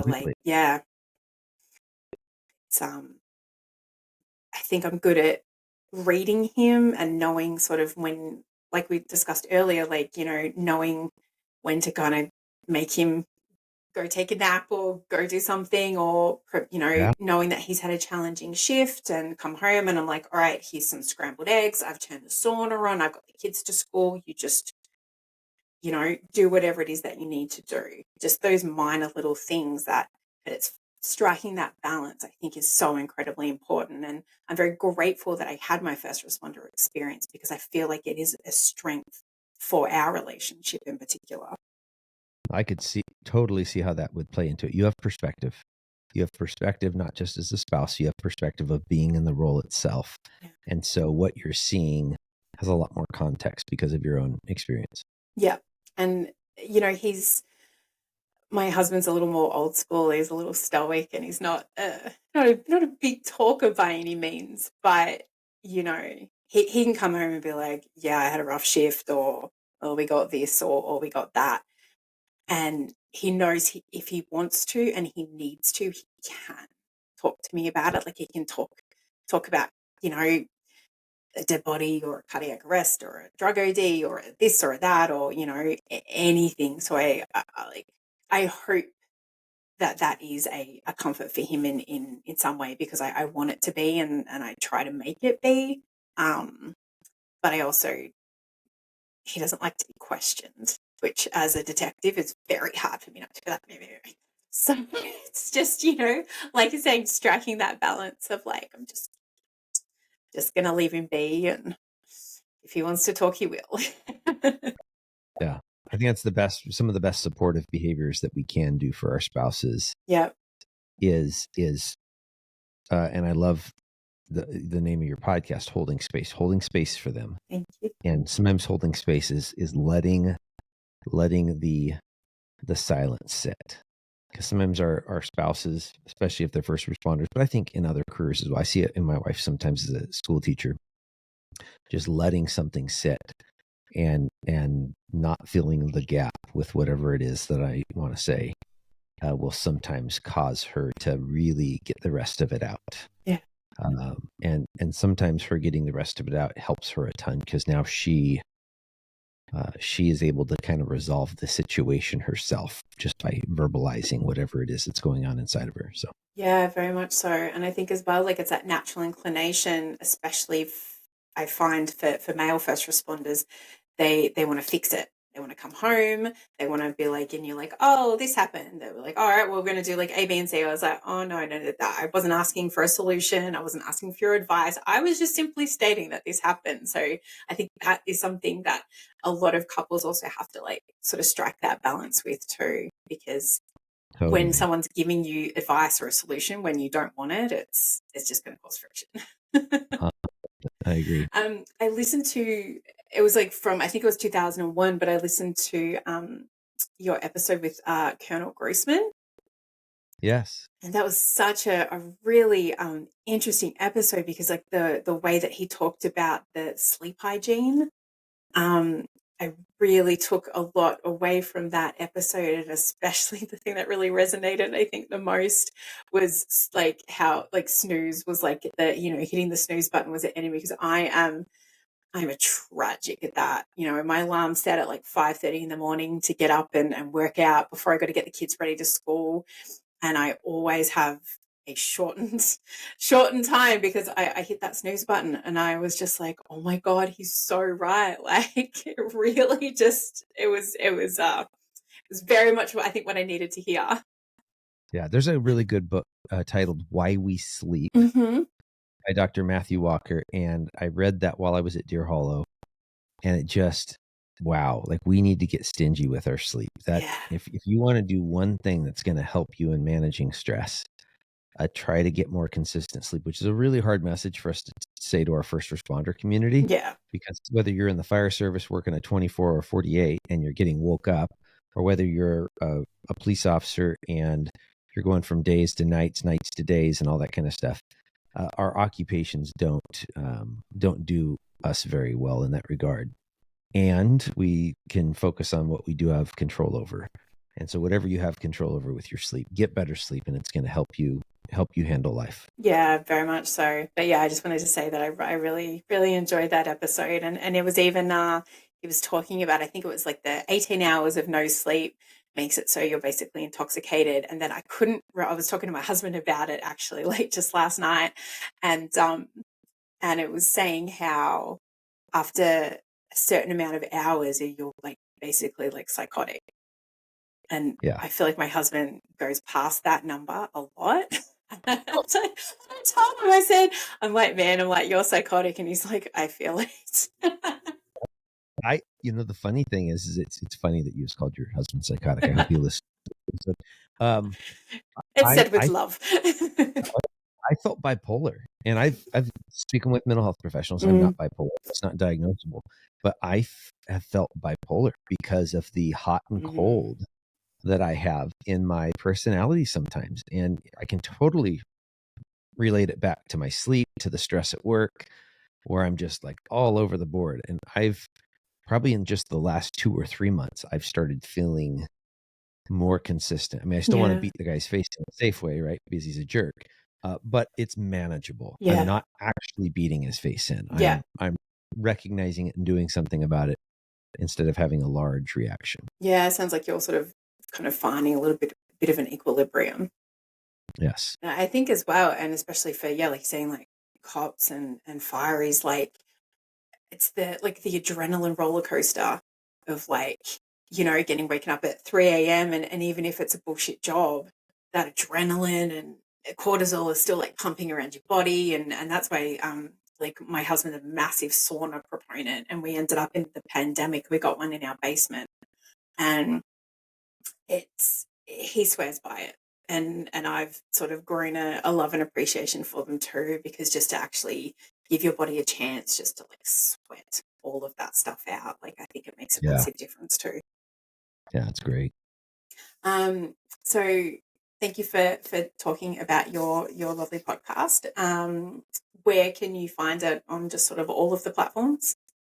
Pretty much all the platforms. Most of my listeners are on Apple or Spotify, but yeah, it's like on, I don't know, 50 or 100 different podcast platforms. When I look at the analytics, sometimes I'm like, I don't even know what that one is. I don't know what that is. Yeah. But then I go and search it. I'm like, sure enough, there's my podcast on here. So yeah, if you search Gravity Podcast, you'll find it on pretty much any podcast platform.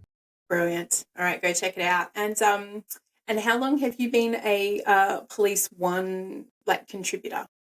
I think that was September of 19, and I was literally sitting around bored in my house thinking about enrolling in college and getting a different degree. Oh, wow, okay. Solely so that I could write. I like to write, and I did a lot of writing when I got my master's degree. And I think I saw Police One, and I started clicking some buttons, and all of a sudden I saw something that said, submit an article. And so I submitted one, and the editor, Nancy, is just a remarkable woman who's worked with me over the years. And she published the first one. And I think after 2 or 3, she was like, hey, do you want a columnist page? I'm like, what's the commitment? What's the trick here? She's like, there's no trick. It's just going to be if you want to direct people to your work, it's a one-stop shop, place where all your articles will be. Like, yeah, that sounds kind of cool. And it's been a lot of fun. One, it's given me some legitimacy when I reach out to people within the police career field. I can say, hey, I'm a Police One columnist, and I'd like to write an article about you. Yeah. And so it's gotten me some interviews that maybe I wouldn't have gotten otherwise. And then it's just a lot of fun. I enjoy writing. So it's fun to write articles, and hopefully they're making a difference. I have one that's going to be coming out here soon in the next couple of weeks that is going to talk specifically about how my chief engaged me when all this stuff happened in June. And I'm hoping it will inspire other chiefs to not to do better. I think most chiefs out there, I'm going to give them the benefit of the doubt, just like I want them to give their officers. I think they're trying to do good. Yeah. I don't think they know how, because this is new. And it's not new, but officers going out on a PTS injury is new. Yeah. And so I want them to see examples of how it's been done really well, so that they can figure out how it's going to work in their jurisdictions. Yeah, that sounds awesome. I look forward to reading that one. I've read one that you did with Patrick Fitzgibbons. Yes. And that was a heavy read.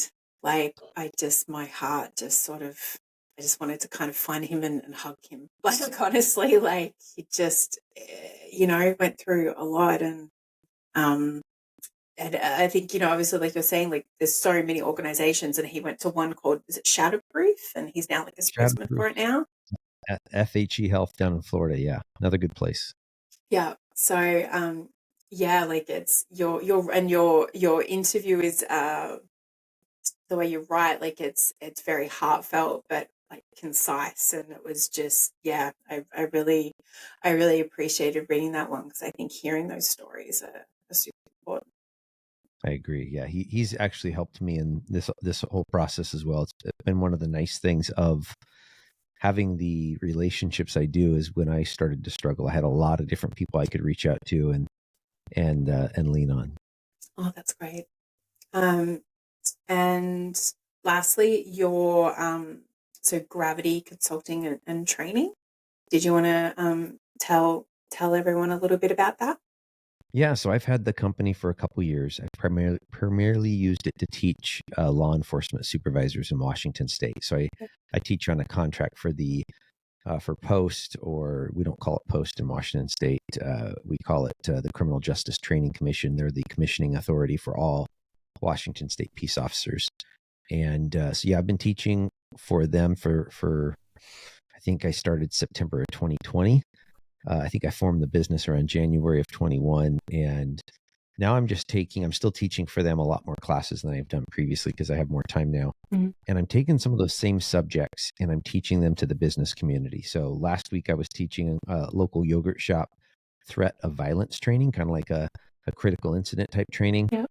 And their staff just did phenomenal. Then yesterday I met with an owner of Allstate, one of our Allstate offices, and he wants me to come out and do a block of instruction on employee wellness, just equipping his staff with how to show up both in their personal lives and professional lives as the person they want to be. And I'm super excited about that because I just see him as an owner and leader, even before contacting me, already investing in his people. So that's what I'm passionate about. I'm hoping to take the leadership lessons that I've learned and how to care for people that I learned in law enforcement and just take that over to the business community and hopefully make the community where I live better because of it. And then I still plan to do, hopefully support first responder communities. My wife and I, we share our story that we went through, and it's kind of funny, and then there's tears as well. And so we're just looking for departments that need that and that we can partner with to come out and give our talk. And much like what Travis is doing, but he's doing it from the involved officer and the mental health professional, which is a really good presentation if people have a chance to see it. My wife and I, my approach is a little bit differently. We're more focused on the family. Yeah. I'm still giving my story, but she's coming along and saying what it was like to be a first responder spouse through all this. Yeah. And I think that is such an important aspect too, and something that's sort of, I think being spoken about more, but I don't necessarily know if there's much movement about it, but there needs to be some kind of education for the spouses of our police officers and our firefighters and EMTs and paramedics and everything. Just simply, we're not taught what to be watching out for. We're not taught to okay, so I look at my husband, perfect example, he has, sleep issues because he does 24-hour shifts, and sometimes his, appetite might be off, or his mood, or this or that. And but some things can just be job related, and then some things can be PTS, related, or depression or anxiety, and so many other things. So just being given even just some basic tools or some basic knowledge that you can then commence a conversation or a check-in with your husband or your wife or partner, spouse, whoever, just to be like, hey, I've noticed you've been kind of short with the kids lately. Are you doing okay? Is it just you've just had a rough couple of weeks and you're tired, or is something else going on that we need to figure out? Yeah, 100%. Getting I think that's going to be the biggest solution for the family. I mean, getting the help and the training is important, but if we can talk about tough things within the family unit, then hopefully, I mean, my wife right now is doing more than what she did before, and I thought she was good at it before. Now, when she sees me get worked up, she'll just reach over and lightly touch me, my arm, my leg, and be like, "Are you okay?" And it causes me to pause. Nope, I'm not. I'll be driving aggressively in our car, and she'll reach over and touch me instead of being like, "Why are you driving like this? What's your problem?" She just reaches over, she lightly touches me. "Are you doing all right, sweetie? I see something's up." And most of the time, pretty quick, I can be like, "Okay, yep, I see what you're saying," and I can correct maybe the behaviors that I was having out of the sensations or the anxiety I was feeling. So I think that's going to be a huge piece. I think that's how my wife and I could have done it better. She didn't feel safe to say things always. She thought it was going to erupt into a fight, an argument. And so she would just hold it in. And looking back on it, that kills me that my wife didn't feel safe saying things to me. She is a smart woman. She has a gift for discernment. I don't want to not get the discernment, right? I want her to bring that discerning power to the table and let me know when she's seeing things. So, hopeful that first responders can figure out that themselves. And there's a whole lot of other people out there doing similar work. So, my wife and I have not cracked the code. We have definitely gotten a lot more perspective because of our experiences on how we could have done it better back then and how we're doing it better now. Yeah. And I think, what you guys are bringing, that hindsight, as well as everything that's kind of happened recently, I think and speaking from a spouse's perspective too, even though I did have, my first responder experience, I think it's really, I don't know if it's a female thing, but we can often internalize a lot of our spouse's behavior. And so we kind of take it and it's like, oh, it's reflective on us. Oh, like I've done something wrong. I've upset them. And it's sometimes it's got nothing to do with us. They're tired, they're cranky, they've had a shitty shift, like whatever it is. But it's so easy and almost natural for us to internalize that and learning not to be able to do that, not to kind of take it on board, I think is something that actually has to be taught as well. Or even just recognize and be like, do you know that you're doing this? Or is it a possibility that you're doing this? Because then there's Yeah, like that miscommunication and it all goes downhill from there. I agree. 100%. Yeah. And so sort of one of the final questions that I wanted to ask you about is, I guess maybe what do you think your mission is now? Like, is it just so multifaceted and all the wonderful things that you've spoken about, or is there one particular thing that you're really like, this is my focus, this is my drive, this is like my, my purpose right now? Yeah. Simon Sinek talks about what is your why? And my why is to captivate audiences with truth. Wow. And so there's a couple of pieces there that kind of raise the bar for me. First of all, to captivate audiences, I can't show up in a lazy form, right? I mean, like I got to be ready to be, I almost said dramatic. I got to be ready to be dynamic, a little bit different than dramatic. Just a tad. Got to be ready to be dynamic in the settings that I show up in. And that doesn't mean I always have to be the voice in the room.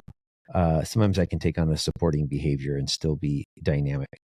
And then with truth, truth is so fuzzy nowadays, right? I mean, like everyone's doubting what is truth. Well, when it comes to a lot of these topics, there's medical science that tells us what truth is in reference to sleep health, in reference to things we can do to manage stress.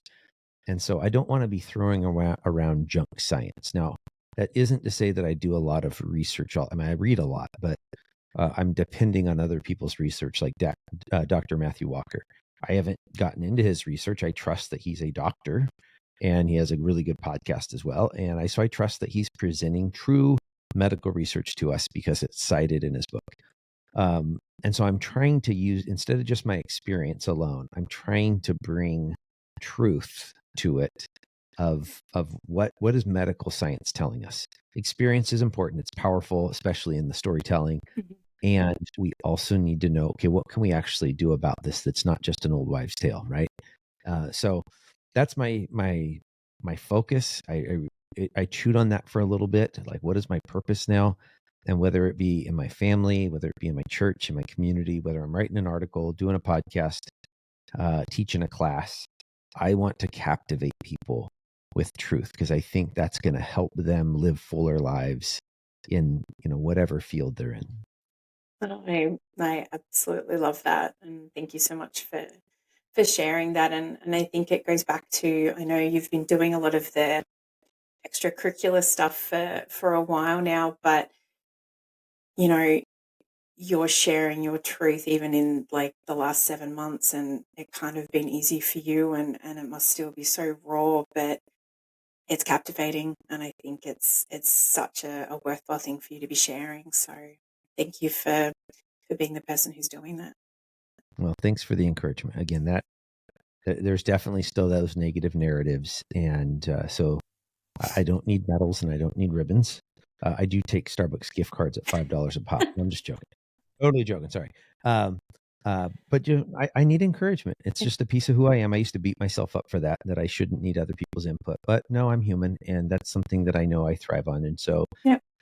little statements here and there from folks either thanking me or telling me that, hey, that helped me in some way, that made a difference. That person you brought on your show helped me out, is definitely affirming and fuels me to keep doing the work. Yeah, no, that's wonderful.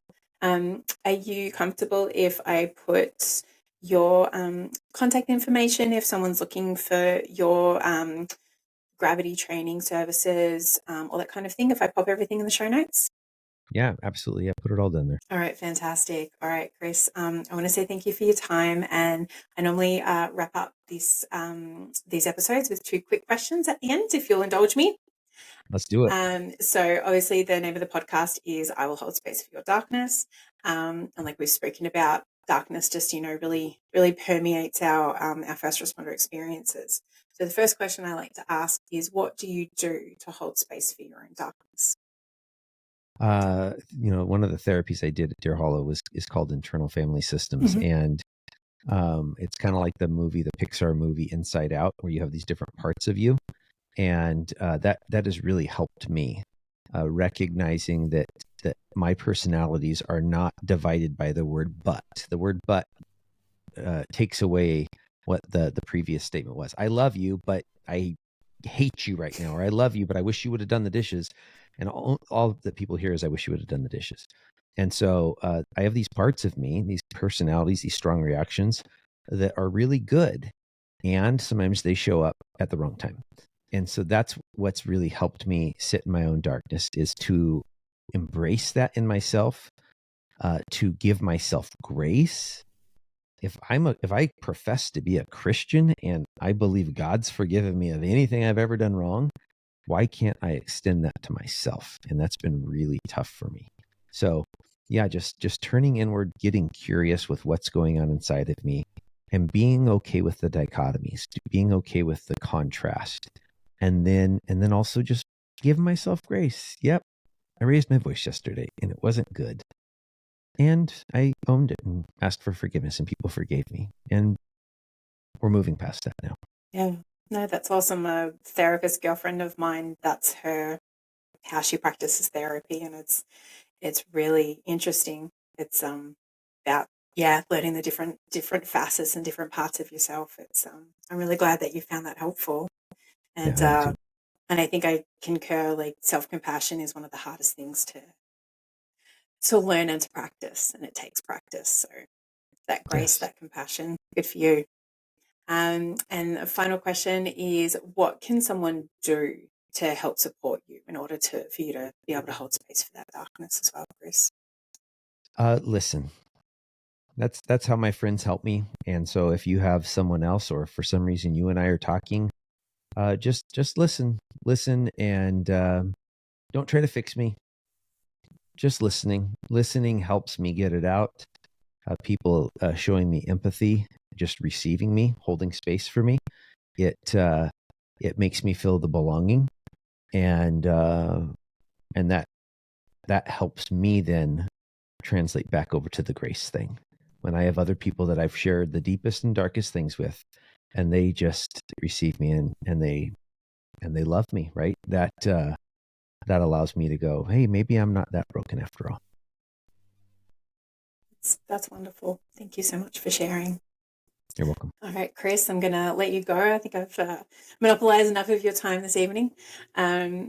This has been another episode of I Will Hold Space for Your Darkness. I've been your host, Erin Jane. My sincere gratitude and thanks to Chris for coming on today. And as always, let me listen in a way you've never been heard. Thank you.